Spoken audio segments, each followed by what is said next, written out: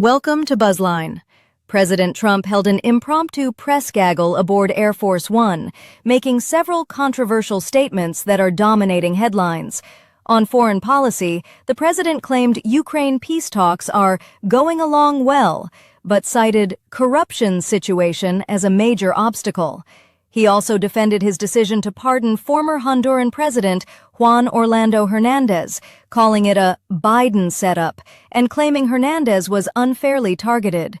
Domestically, Trump announced sweeping asylum restrictions, stating he plans to block entry from 19 countries, including Somalia, for a long time, because we don't want those people who shouldn't be in our country. He also raised eyebrows by suggesting he would denaturalize American citizens who shouldn't be here, and described his immigration approach as reverse migration, get people out that are in our country. The president also addressed the tragic shooting of 2 National Guardsmen by an Afghan national, calling the suspect an animal who should not have been allowed into our country. He confirmed he's spoken with both victims' families. When questioned about his health, Trump dismissed Governor Walz's request to release MRI records, calling him incompetent and stating his own health is absolutely perfect.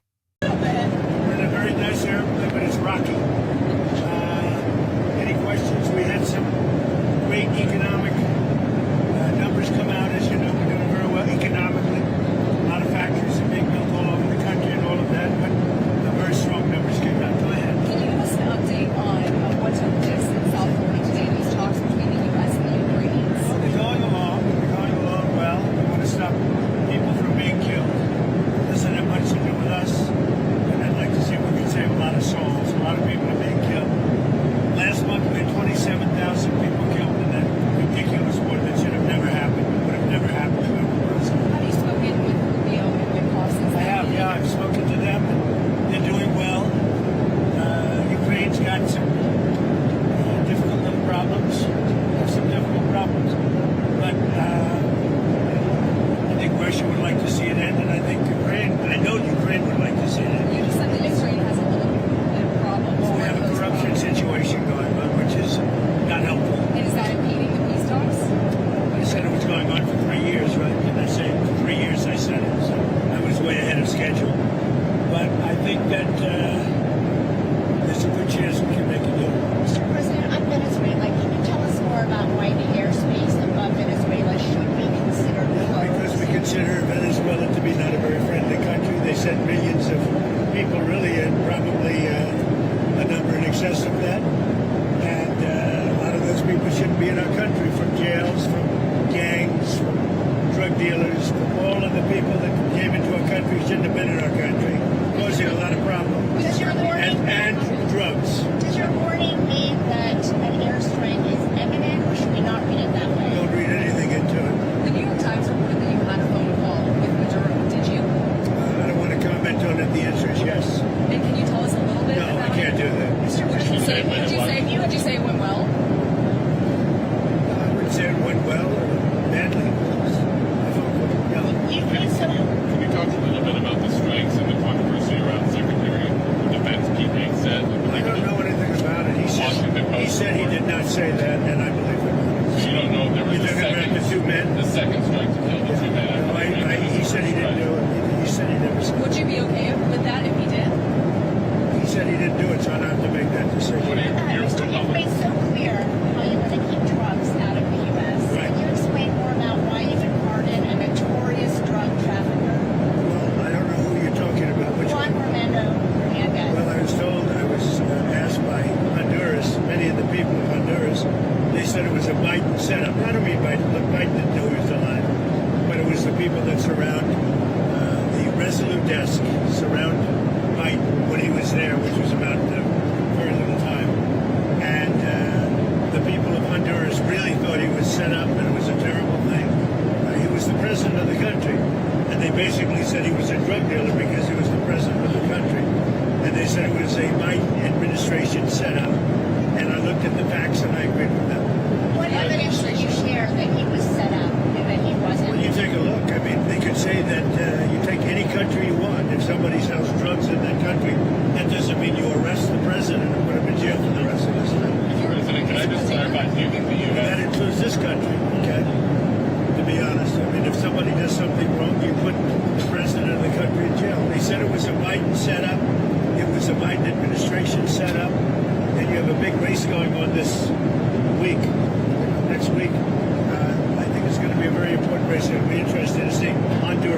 That's what you're talking about, right? Correct, yes. Yes, ma'am.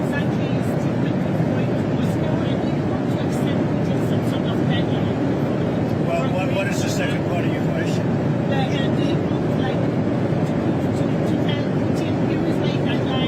No, I don't have a deadline. I have a deadline when the war is over. And hopefully the war is going to be over. 27,000 people killed last week. 27,000 over the last 3 or 4 weeks. 27,000 people killed. That war should end. President, just for clarity, if there, on the Venezuela boat strike, if there were a second strike that killed wounded people and then a first strike, are you thinking that would be legal? You think that's illegal? I don't know that happened. And Pete said he did not want them. He didn't even know what people were talking about. So we'll look into it. But no, I wouldn't have wanted that. Not a second strike. The first strike was very lethal. It was fine. And if there were 2 people around, but Pete said that didn't happen. Does that make you? I have great Are confidence. you saying there's no second strike? I don't know. I'm going to find out about it. But Pete said he did not order the death of those 2 men. Do you have any concerns about how those boat strikes have been carried out at all? Very little, because you can see the boats, you can see the drugs in the boats, and each boat is responsible for killing 25,000 Americans. So, and they're doing an amazing job.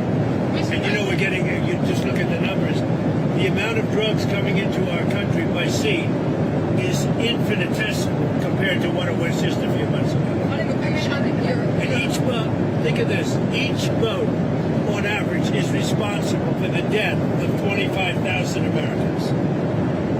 On immigration, your administration made a lot of moves throughout the last few days after we know that Afghan national is the suspected shooter of these National Guards. People that shouldn't be in our country. That's right. So you announced that asylum. And that includes Somalians and it includes plenty of others. How long does your administration plan to pause asylum into the U.S.? I think a long time. Can you give any kind of time? We don't want those people. We have enough problems. We don't want those people. Is that a year, 2 years? No time limit. And then But it could be a long time. you said that. We don't want those people. You understand that? I understand. You understand that? I understand. Who are you with? I'm with News Nation. Okay, My News name's Nation, News Nation, great. Let me just say this, we don't want those people. Does that make sense? You know why we don't want them? Because many of them are no good, and they shouldn't be in our country. What do you mean by those people? The people from different countries that are not friendly to us, and countries that are out of control themselves. Countries like Somalia that have virtually no government, no military, no police. All they do is go around killing each other. Then they come into our country and tell us how to run our country. We don't want them. Are you talking? You gotta talk up. She said how many countries? Is there a list? Well, I guess we gave you 19, right? There's probably more than that. Is that what you mean when you mean third world countries, those 19? No, I don't think they're all third world, but in many cases they are third world. They're not good countries. They're very crime-ridden countries.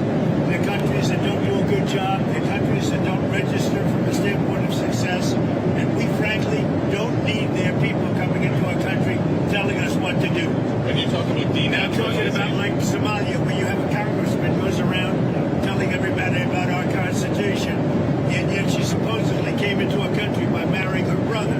Well, if that's true, she shouldn't be a congressman, and we should throw her the hell out of our country. Top of that, in that same post, you mentioned Tim Walz, and you called him what many Americans do find an offensive or retarded. Do you stand by that claim of calling Tim Walz retarded? Yeah, I think there's something wrong with it. Absolutely, sure. Because you don't You have a problem with it? You know what? I think there's something wrong with it. Anybody that would do what he did, anybody that would allow those people into a state and pay billions of dollars out to Somalia. We give billions of dollars to Somalia. It's not even a country because it doesn't function like a country. It's got a name, but it doesn't function like a country. Yeah, there's something wrong with Walz. Mr. President, you said that you might denaturalize some American citizens. Can you talk You about mean people that are in here that shouldn't be here? that became Americans? Are you trying Well, we'll to see. revoke I their mean, yeah, if we have criminals that came into our country and they were naturalized maybe through a fight or somebody that didn't know what they were doing. If I have the power to do it, I'm not sure that I do, but if I do, I would denaturalize absolutely. What do you mean by Yeah, do you have a question? Yeah. What do you mean by reverse migration? It means get people out that are in our country. Get them out of here. I want to get them out. We got a lot of people in our country that shouldn't be here, and they came in through Biden, and he was the worst president in the history of our country. But the single biggest thing he did was allow millions of people into our country that shouldn't be here. Drug dealers, prisons were opened up and allowed to come into our country. You take a look at the people that were allowed to come into our country.